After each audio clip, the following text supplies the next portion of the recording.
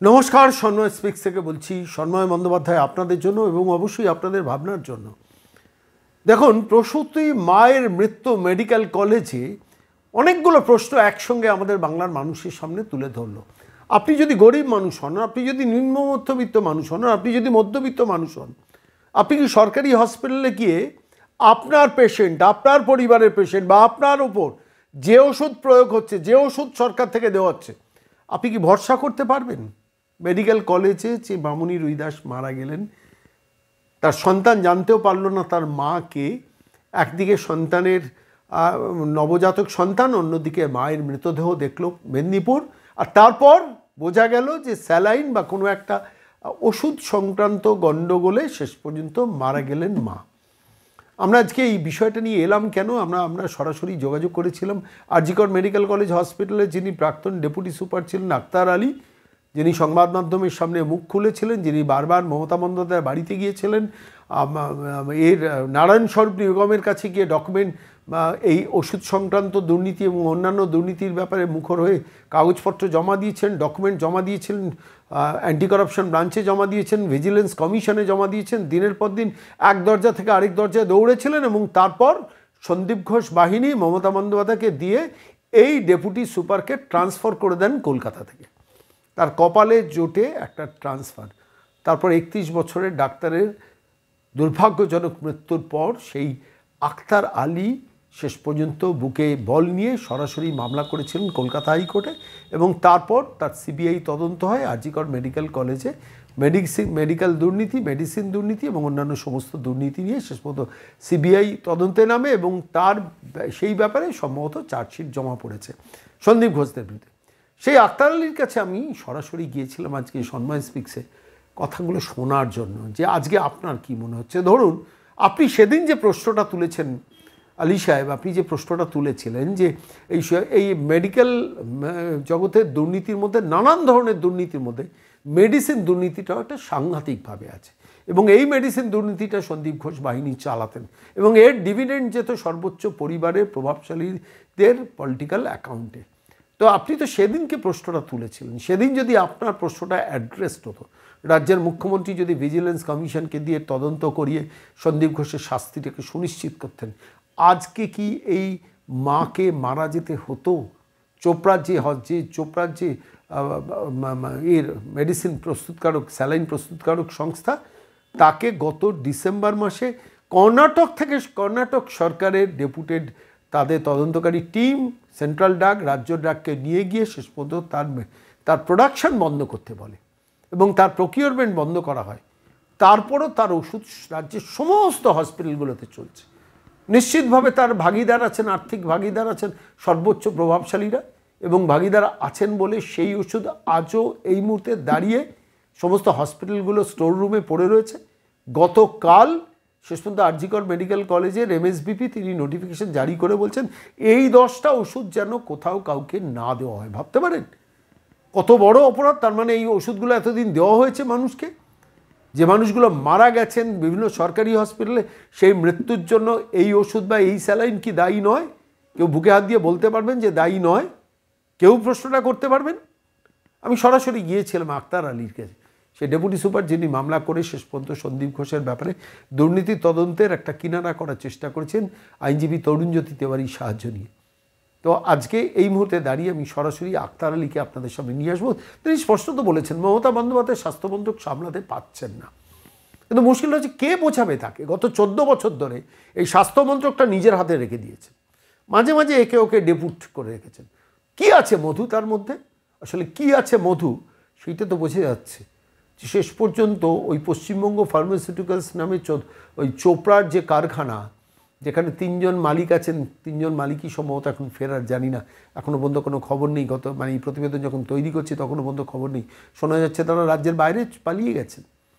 বারবার তাদের বিরুদ্ধে বিভিন্ন সুপার থেকে এমএসবিপিরা অভিযোগ জানিয়েছেন, কিছুদিনের জন্য বন্ধ হয়েছে, আবার সেটা চালু হয়েছে। ডাক্তাররা বলেছেন, আমি বলছি না। বলে কি আছে মধু? মধু আছে বলেই তো সে মধু ভাণ্ডারের মধু দক্ষিণ কলকাতার প্রভাবশালী যুবরাজের নির্দিষ্ট গন্তব্যস্থলে যায় বলেই শেষ পর্যন্ত সেই ওষুধের কোম্পানি বন্ধ হয় আবার চালু হয়, বন্ধ হয় চালু হয়, কর্ণাটক বন্ধ করে দেয়, তারপরে সমস্ত হসপিটালগুলোতে চলছে, ভাবা যায়। আসুন আক্তার আলী, প্রাক্তন ডেপুটি সুপার আজিগর মেডিকেল কলেজ হসপিটালে, সেই মানুষটি কি বলেছেন সন্ময় স্পিক্সকে শুনুন। ব্ল্যাকলিস্টেড করা হয়েছে, কিন্তু তার সত্ত্বেও এখনো হাসপাতালে চলছে। মানে এটার জন্য কত লোক, মানে tyre wise responsible, principal responsible, deputy director, CMS এর responsible, MSDT responsible, store keeper responsible, nursing super responsible, যে নার্সিং দিচ্ছে সেই রেসপন্সিবল, যে ড্রিপ চালাচ্ছে সে রেসপন্সিবল। আজকে মিদনাপুরে যে ঘটনাটা হলো, তার মানে এটা যদি সিঙ্গেল ওয়ার্ডে বলি, তার মানে কি নজরদারি করার কি কেউ নেই? আর যখন ব্যান হলো তারপরে স্বাস্থ্য দপ্তর কি করলো? আমি কোনো এমার্জেন্সি হলো, যেরকম কোভিড এর সময় কি হলো, রাতারাতি লকডাউন হয়ে গেল। কোনো এমার্জেন্সি হলে তো সঙ্গে সঙ্গে অ্যানাউন্স হয়ে যায় না, সঙ্গে সঙ্গে অ্যানাউন্স হয়ে যায়। আপনার যদি ধরুন একটা রক্ত ব্লাড কারো প্রয়োজন, এমার্জেন্সি প্রয়োজন, তো লোক কি করে, সঙ্গে সঙ্গে ব্লাড ব্যাংকে ছুটে, বা ফোন লাগিয়ে ব্লাড ব্যাংকে বা টিভির মাধ্যমে, সোশ্যাল মিডিয়ার মাধ্যমে প্রচার করে। তো নিউজ চ্যানেলে যদি গভর্নমেন্টের মনে হলো কি আমি সব জায়গায় ছড়াতে পারবো না, তাহলে নিউজে একটা প্রেস কনফারেন্স করে ছড়িয়ে দিতে পারতো না, হ্যাঁ এই লটটা আপনারা একদম ইমিডিয়েট স্টপ করে দিন, যে যেখানে আছেন। সেটা ধরুন তো এটা নির্দেশ, কি নির্দেশ দিল ডিসেম্বর মাসে কি জানুয়ারির মধ্যে, সেটা ইমপ্লিমেন্ট হলো না। না আমার কালি আমার আমার আরেকটা ব্যাপারে প্রশ্ন আছে, সেটা হচ্ছে যে এই আজিগর মেডিকেল কলেজ হসপিটালে মেডিকেল সুপারিনটেন্ডেন্ট কাম ভাইস প্রিন্সিপাল একটা নোটিফিকেশন জারি করেছেন আজকে 11 তারিখ। এতদিন কি করছিল? তার মানে এই 10টা মেডিসিন এতদিন চলতো, মানে 10ই চলতো।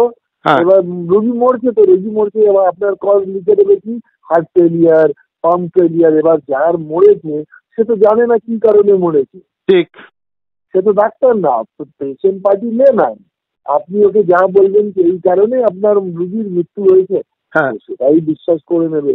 আজকে মিদনাপুর মেডিকেল কলেজে ডিটেক্টর হয়েছে 4 জন এক অসুস্থ, একটা প্রসূতি মা মারা গেল, সেটা ইনোসেন্ট মা একটা মারা গেল না, সেটা ভাবুন, এটা তো মার্ডার, এটা তো। তার মানে এই আজিকর মেডিকেল কলেজ হসপিটালে আজকে বন্ধ করছে যে 10টা ওষুধ, এই 10টা ওষুধ স্বাস্থ্য ড্রাগ কন্ট্রোল 10ই ডিসেম্বর নোটিফিকেশন করে প্রোডাকশন করতে বন্ধ করে দিয়েছিল, কিন্তু ইনস্পাইট অফ দ্যাট আজিকর মেডিকেল কলেজ হসপিটালও এটা চলছিল, তাই তো? চলছিল, এবার চলছিল। এবার সেটা কেন ওরা ব্যবস্থা নেয়নি তারা, কিন্তু মুশকিল হয় কি আমাদের দেশে, আমাদের স্টেটে শাস্তি হয় না, তারপরে শাস্তি করা হয় না। আপনাকে আমি একটা সিম্পল উদাহরণ দিচ্ছি। মেট্রোতে কেউ থুতু ফেলে না, কেন ফেলে না বলুন তো? বিকজ ফাইন আছে। আমরা নোংরা ফেলি না। তো যখন মেট্রো একটা ছোট্ট উদাহরণ জিনিস যখন করতে পারছে, স্বাস্থ্যের ক্ষেত্রে শাস্তি হচ্ছে না কেন?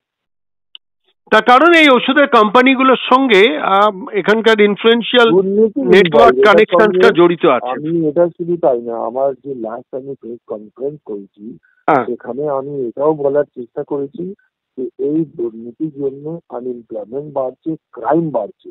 কি করে বাড়ছে আমি আপনাকে বোঝাচ্ছি। শিক্ষা দুর্নীতি হয়েছে, এই ছেলেদেরকে আপনি আনএমপ্লয় করে দিলেন, ঠিক। যেখানে যেখানে হেলথে দুর্নীতি হচ্ছে, রিক্রুটমেন্টের দুর্নীতি হচ্ছে, ছেলেরা চাকরি পাচ্ছে না, যারা কোয়ালিটি ছেলে তারা অন্য স্টেটে চলে যাচ্ছে, কিন্তু রেস্ট অফ দেম কি করবে? ঠিক, রেস্ট অফ দেম যে বেকার ছেলে এবার আনএমপ্লয় হয়ে গেল, তাদেরকে কোনো কোনো পলিটিক্যাল পার্টি যেই রুলিং পার্টি হচ্ছে হায়ার করে নিচ্ছে, হায়ার করে তাদেরকে দিয়ে অ্যান্টি সোশ্যাল অ্যাক্টিভিটিস করাচ্ছে, যার জন্য জঙ্গি তৈরি হচ্ছে। এই মুর্শিদাবাদ, বহরমপুর, জলঙ্গি, হরিয়ার পাল, আপনি দেখুন কোথা থেকে বেরোচ্ছে ইয়ং ছেলেরা। আপনি যদি তাকে একটা শিক্ষা করে তাকে একটা চাকরি দিতে পারেন, তাহলে এটা তো হবে না। তার মানে স্টেটটা উঠছে না, স্টেটটা আরো নিচে যাচ্ছে।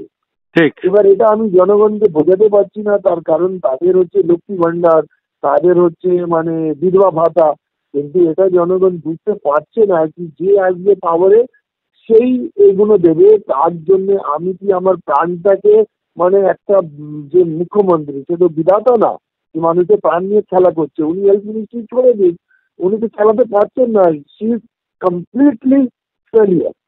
আপনি দেখে নিন না, একদম কমপ্লিটলি ফেলিয়ার। আপনি স্বাস্থ্যের ক্ষেত্রে দেখুন কিভাবে ঘটছে। দুর্নীতি থেকে নিয়ে, থ্রেট কালচার থেকে নিয়ে, মার্ডার রেপ থেকে নিয়ে। তো কিন্তু কে বলবে? কেউ তো মানুষ জনগণ সাহস করছে না। আমি তো জনগণকে বলছি যে আমরা মিলে দুর্নীতির এই লড়াইটা লড়ি। আমি তো রিকোয়েস্ট করছি লোককে। ঠিক। এক দুজন অ্যাডভোকেট ফোন করেছিলেন, আমি খুব খুশি হলাম তাদের সঙ্গে আলোচনা করে। এবার আপনারা মিডিয়া আছেন, আপনারা এই জিনিসটা জনগণকে আপনাদের বোঝাতে হবে। এই দুর্নীতির জন্য মানে অসহায় মানুষ, ইনোসেন্ট মানুষের প্রাণ কিন্তু যাচ্ছে। অনেক ধন্যবাদ দাদা, অনেক ধন্যবাদ, আপনি এতক্ষণ সময় দিলেন, অনেক ধন্যবাদ।